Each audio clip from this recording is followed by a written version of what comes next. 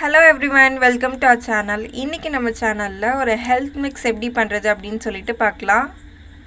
இது பண்ணுறது ரொம்பவே சிம்பிள் தான். டேஸ்ட் வைஸ் ரொம்பவே சூப்பராக இருக்கும் அண்ட் ரொம்பவே ஹெல்த்தியும் கூட. இந்த ரெசிபி நீங்கள் நெட்டில் நிறையவே பார்த்துருப்பீங்க. ஹோம்மேட் காம்ப்ளான் இல்லை ஹோம்மேட் ஹார்லிக்ஸ் அப்படின்னு சொல்லிட்டு சொல்லியிருப்பாங்க. டேஸ்ட் வைஸ் ஹார்லிக்ஸ் மாதிரியோ காம்ப்ளான் மாதிரியோ எந்த விதத்துலையும் இருக்காது. வை பிகாஸ் கடையில் நம்ம வாங்குறது எல்லாமே ஃப்ளேவர் ஆட் பண்ணியிருப்பாங்க, கலர் ஆட் பண்ணியிருப்பாங்க.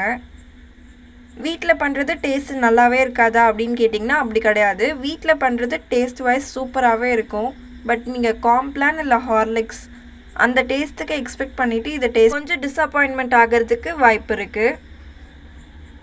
இது பண்ணுறதுக்கு ஒரு பேனை சூடு பண்ணிக்கலாம்.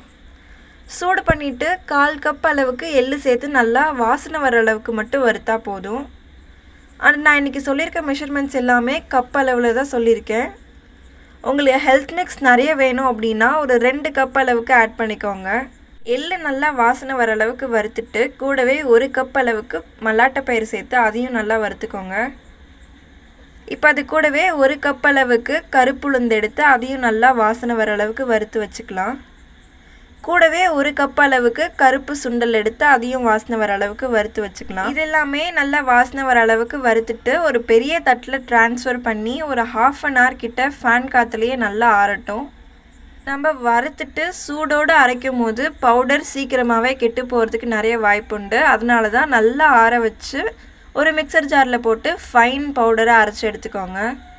கொஞ்சம் கொரன்னு அரைச்சா கூட பாலில் கலக்கும் போது அடியிலே போய் செட்டில் ஆகிடும்.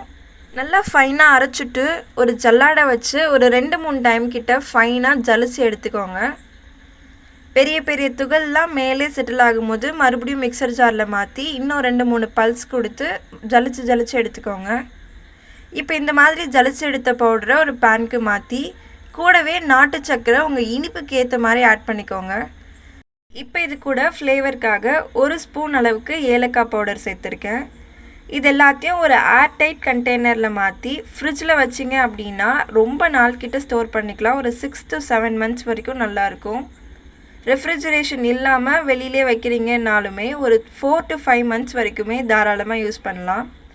யூஸ் பண்ணும்போது கைப்படாமல் ஸ்பூன் வச்சு யூஸ் பண்ணுங்கள். இதை சிம்பிளாக டெய்லி மார்னிங் அண்ட் ஈவினிங் யார் வேணாலும் சாப்பிட்லாம். சின்ன குழந்தையிலேருந்து ப்ரெக்னென்ட் லேடிஸ் வரைக்கும் கூட சாப்பிட்லாம். எந்த ஒரு சைடு எஃபெக்ட்ஸும் கிடையாது.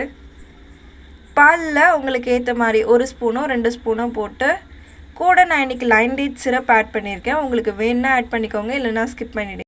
இந்த ரெசிபி பண்ணுறது ரொம்பவே சிம்பிள் தான். இதோட மாடிஃபை வெர்ஷன்ஸ் நிறைய இருக்குது. அந்த வெர்ஷன்ஸ்லாம் வேணும் இல்லை இந்த மாதிரி ரெசிபீஸ் நிறைய உங்களுக்கு வேணும்னா மறக்காமல் நம்ம சேனலை சப்ஸ்கிரைப் பண்ணிக்கோங்க.